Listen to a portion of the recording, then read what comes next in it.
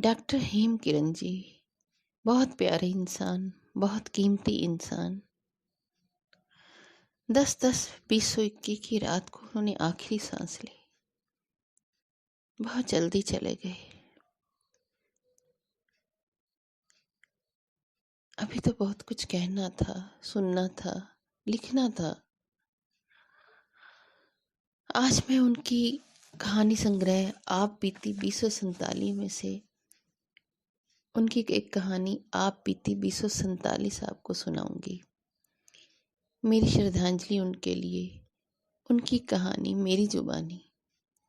मैं ये कहानी पढ़ के हैरान होती हूँ कि कैसे उन्होंने इतने बरस पहले 2047 सन की बात कह दी। आप भी उनके एहसास समझिएगा, सुनिएगा, साथ साथ रहिएगा। कहानी का नाम है आप बीती 2047। घटनाक्रम अगस्त 2047 की एक शाम का। अम्मा अम्मा, कोई कहानी सुनाओ। आप बीती या जग बीती? जग बीती तो बहुत सुनी है अम्मा, देखी भी है। आप बीती सुनाओ ना। अच्छा, आप बीती ही सुनो। पहले ये बताओ मैं तुम्हारी कौन हूँ? आप हमारे पिताजी के पिताजी की कहते कहते बीटू अटक गया। ठहरो ठहरो, मैं समझाती हूँ, BC 34 ने कहा। नहीं, तुम्हारी समझ में नहीं आएगा, मैं ही बताती हूँ। ये उलझन भरे रिश्ते तुम्हारी समझ में नहीं आएंगे। अम्मा ने दोनों बच्चों से कहा, मैं तुम्हारे पिताजी के पिताजी की माँ हूँ, इस लिहाज से मैं तुम्हारी पड़दादी हूँ। अच्छा, अब ये बताओ पड़दादी किसे कहते हैं?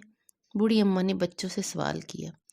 ये बात तो मैं समझ गई, BC 34 बोली, कि बाप की माँ को दादी कहते हैं, और दादी अगर आपके समय में पढ़ी लिखी हो तो उसे पड़दादी कहते होंगे। खैर छोड़ो, इन बातों का अब कोई महत्व नहीं। अब कौन जानता है रिश्तों को। शुक्र है तुम्हें ये तो पता है कि दादी क्या होती है, माँ बाप क्या होते हैं। अम्मा, आपने तो हमें रिश्तों में उलझा लिया। छोड़ो ना, आप बीती सुनाओ, लेकिन ज़्यादा लंबी ना हो, क्योंकि मुझे ऑक्सीजन सप्लाई वालों के दफ्तर जाना है। कहीं वो हमारी सप्लाई ही ना काट दें। लड़का बोल उठा। अच्छा अच्छा, सुनाती हूँ। सुनाओ माँ। देखो बच्चों, जैसे तुम्हारे नाम AB2 और BC 34 हैं, इसी तरह पहले मेरा एक नाम हुआ करता था, सत्यावती। हैं? पर अम्मा, अब तो तुम्हारे ऊपर और ही बिल्ला लगा हुआ है। ये कहकर उसने बुढ़िया के माथे पर लगा बिल्ला पढ़ना शुरू कर दिया। UL 138484/A। हाँ बच्चों, इससे पहले मेरा नाम सत्यावती हुआ करता था। UL 13 का मतलब जानते हो? UL से यूजलेस, 13 से 13 नंबर का प्रांत, 8484 से 8484 नंबर का घर, A से पहले नंबर का प्राणी। क्योंकि इस घर का सबसे पुराना प्राणी मैं हूँ, इसलिए मुझे ये नंबर मिला है। मेरे बाद तुम्हारे पिताजी को मिलेगा। अब तुमने मुझे उलझा लिया। ध्यान से सुनो, मेरे बीच में नहीं बोलना। अगर कोई बोला तो मैं उसे लेजर से शूट कर दूंगी। बच्चे चुप हो गए। देखो बच्चों, अम्मा ने कहना जारी रखा, हमारे समय में नाम हुआ करते थे सत्यावती, मायावती, हरीश चंद्र, दिव्या वगैरह वगैरह। फिर उसके बाद अगली पीढ़ी के नाम आए, टॉमी, जॉकी, रॉकी। फिर उसके बाद तुम्हारे पिताजी की पीढ़ी में नाम आए, हमेश जूनियर नंबर 3, अशोक 2600, सुरेश 3102 इत्यादि। अच्छा, फिर नामों का इतना चक्कर पड़ा कि रखने को कोई नाम ही बाकी ना रहा। इसलिए सरकार ने सबके नामों की जगह नंबर अलॉट कर दिया। जैसे तुम जानते हो, तुम्हारे पिताजी का पहला नाम क्या था? नहीं? अच्छा है नहीं जानते, मैं भी अब भूल चुकी हूँ। क्या भला सा नाम था उसका? खैर छोड़ो, मेरी बात सुनो। मैं अपने खानदान में 110 साल में पहली लड़की थी जिसे जिंदा रहने का मौका मिला। वह भी इसलिए क्योंकि मेरी माँ अड़ गई थी और वह मुझे मरने नहीं देना चाहती थी। वरना हमारे खानदान में तो पैदा होते ही लड़कियों को मार दिया जाता था। एक पूरी सदी में जिंदा रहने वाली मैं पहली लड़की थी। अच्छा अम्मा, पर कौन मारता था? लड़की पूछ बैठी।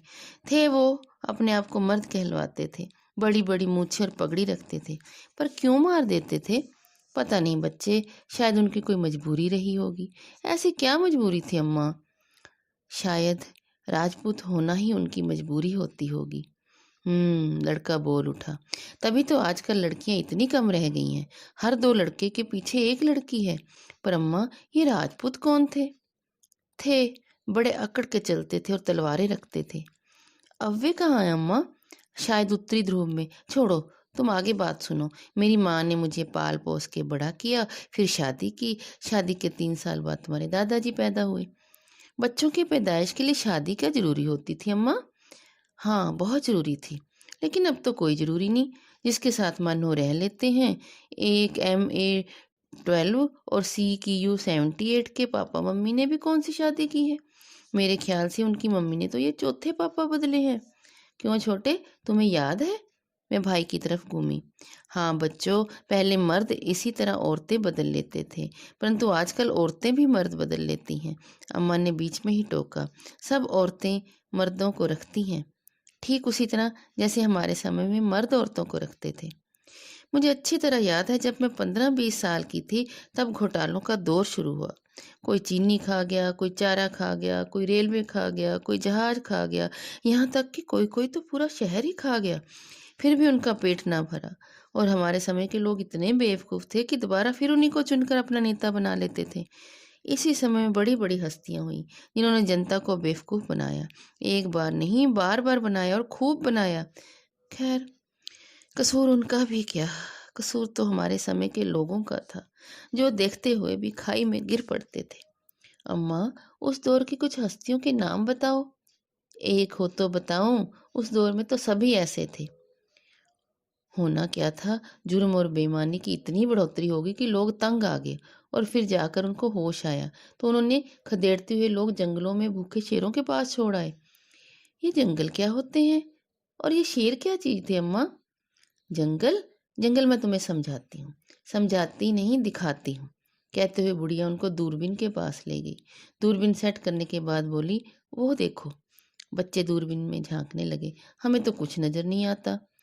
ठहरो, मैं फोकस करती हूँ, लड़की ने कहा और वह दूरबीन पर जुट गई। अच्छा, वह जो दूर हजारों मील हरा हरा दिखाई देता है, हाँ बच्चों, वह जंगल है। वहां पहले एक देश हुआ करता था, उसका नाम था अमेरिका।